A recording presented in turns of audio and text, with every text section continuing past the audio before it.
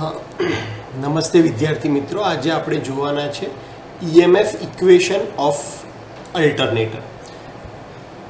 EMF ઇક્વેશનની સારી વસ્તુ એ છે કે તમે ટ્રાન્સફોર્મર માટે એની ફોર્મ્યુલા લખતા હોય કે પછી DC મશીન માટે લખતા હોય એટલે કે જનરેટર માટે લખતા હોય, બધામાં રૂલ જે છે એ ઇલેક્ટ્રોમેગ્નેટિક ઇન્ડક્શનવાળો રૂલ જ લાગુ પડે છે, ફેરાડેઝ લॉज ઓફ ઇલેક્ટ્રોમેગ્નેટિક ઇન્ડક્શન। અને એટલા માટે તમને કોઈ પણ એક, ધારો કે તમે ડીસી જનરેટરનું EMF ઇક્વેશન આવડે છે અથવા ટ્રાન્સફોર્મરનું EMF ઇક્વેશન આવડે છે તો તમે એને આની સાથે ઇઝીલી રિલેટ કરી શકશો। તો EMF ઇક્વેશન સ્ટાર્ટ કરતાં પહેલાં આપણે જ્યારે પણ ક્વેશ્ચનનો આન્સર લખવાનો હોય તો આપણે જે ટર્મ યુઝ કરવાના છે એને આપણે ડિફાઇન કરવી પડે। તો સૌથી પહેલાં આપણે ટર્મ ડિફાઇન કરી લઈએ કે જ્યાં ફાઈ ઇક્વલ ટુ શું હશે, ફ્લક્સ પર પોલ ઇન વેબર, પી શું હશે તો કે નંબર ઓફ પોલ, NS શું હશે, synchronous speed in RPM, F હશે frequency of induce EMF in hertz, N એટલે કે સ્પીડ ઓફ રોટર। આ NS આપણે જે કીધું સિંક્રોનસ સ્પીડ એ કઈ હશે કે જે સ્પીડથી તમારું રોટેટિંગ મેગ્નેટિક ફિલ્ડ ફરતું હોય એ। Z ફેઝ તો number of conductors connected in series per phase, T phase turns પર ફેઝ। આપણે ડેફિનેશનવાળા પોર્શનમાં જોયું હતું કે ટર્ન્સ, એક ટર્ન હોય એના બરાબર 2 કંડક્ટર થાય। એટલે કોઈ એવું કહે કે તમારા અલ્ટરનેટરમાં 4 ટર્ન છે પર ફેઝમાં તો ટોટલ 8 કંડક્ટર, ઝેડ ફેઝની વેલ્યુ 8 થાય, ડબલ। કેપી અથવા તો કેસી એને આપણે પીચ ફેક્ટર અથવા તો કોઇલ સ્પાન ફેક્ટર તરીકે ઓળખીએ છીએ।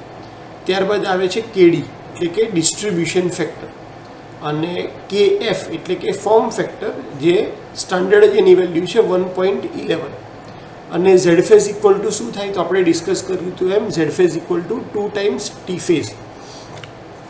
હવે આપણે ઇક્વેશનમાં જો જોઈએ કે અલ્ટરનેટરની અંદર જે EMF ઇન્ડ્યુસ થાય છે એ કઈ રીતે આપણે ડિફાઇન કરીએ છીએ તો E average equal to D by DT, ફ્લક્સમાં જે ચેન્જ થાય એ ડિવાઇડેડ બાય ટાઈમ ટેકન, એના માટે જેટલો ટાઈમ લેવામાં આવે એક રિવોલ્યુશનમાં, એક કંડક્ટર એક રિવોલ્યુશન ફરે ત્યારે કેટલો ફ્લક્સ કટ કરે છે એને કહેવાય ડી, અને એના માટે કેટલો ટાઈમ લે છે એને કહેવાય ડીટી।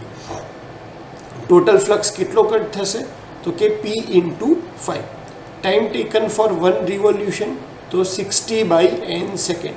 આ સેમ વસ્તુ આપણે DC જનરેટરમાં પણ કર્યું હતું, એટલે તમને EMFની વેલ્યુ મૂકો તો અહીંયા આવશે P5/60/n ઇક્વલ ટુ P5n/60। અહીંયા સુધીની પ્રોસેસર આપણી DC જનરેટરની ઇક્વેશનમાં પણ સેમ હતી। હવે આપણને ખ્યાલ છે કે n ઇક્વલ ટુ શું થાય તો 120f/p, તો E average equal two P5/60 અને nની જગ્યાએ આપણે મૂકી દઈશું 120f/p, તો અહીંયાથી p કેન્સલ થઈ જશે અને 60 અહીંયા મલ્ટીપ્લાય થશે તો 2, એટલે તમારી E એવરેજની ઇક્વેશન બનશે 2 multiply by flux multiply by frequency volt. Number of conductor connected in series per phase, તો એમાં ઝેડ ફેઝની વેલ્યુ આપણે કેટલી લઈએ છીએ 2 ટાઈમ્સ ટી ફેઝ, ટર્ન્સ હોય એના કરતાં ડબલ, એ વેલ્યુ આપણે અહીંયા મૂકી દઈએ તો E average equal two 2πf into 2 times phase, કારણ કે પેલું E એવરેજની ફોર્મ્યુલા એક કંડક્ટર માટે હતી, આપણે અહીંયા બધા જ કંડક્ટર માટે લખવા માંગીએ છીએ એટલા માટે આપણે 2 ટાઈમ્સ ટર્ન્સ મલ્ટીપ્લાય કરી દીધા, એટલે આપણી E એવરેજની ફોર્મ્યુલા થશે 4 into 5 into f into T phase. આપણે એવરેજ વેલ્યુ નથી જોઈતી, આપણે RMS વેલ્યુ જોઈએ છે, તો RMS વેલ્યુની ફોર્મ્યુલા થાય છે average value multiply by form factor, તો E phase equal to 4/5f T phase into 1.11 જે ફોર્મ ફેક્ટરની વેલ્યુ છે, એટલે તમારો EMF પર ફેઝની વેલ્યુ થઈ જશે 4.445f ટી ફેઝ। આપણે ડિસ્ટ્રીબ્યુશન ફેક્ટર અને કોઇલ સ્પાન ફેક્ટરને કન્સિડર કરવાના હોય છે, અને એટલા માટે એકચ્યુઅલ EMF જે પ્રોડ્યુસ થાય એ આના કરતાં ઓછો હોય છે. તો એ લાવવા માટે આપણે કેપી અને કેડીને અંદર મલ્ટીપ્લાય કરશું. એટલે તમારું ફાઇનલ અલ્ટરનેટરનું ઇક્વેશન બનશે E phase equal to 4.44 KP into KD into flux into frequency into T phase, અને યુનિટ હંમેશા આવશે વોલ્ટ. તો આ EMF ઇક્વેશન હતું અલ્ટરનેટરનું. એક્ઝામ પોઈન્ટ ઓફ વ્યૂ ખૂબ જ ઇમ્પોર્ટન્ટ સવાલ છે, અને તમને તમારે વેલ્યુ શોધવી હોય કે કોઈ પણ અલ્ટરનેટરમાં કેટલો વોલ્ટેજ પ્રોડ્યુસ થશે, તો તમને આટલી વેલ્યુ ખબર હોય તો એના ઉપરથી તમે EMFની વેલ્યુ શોધી શકો છો.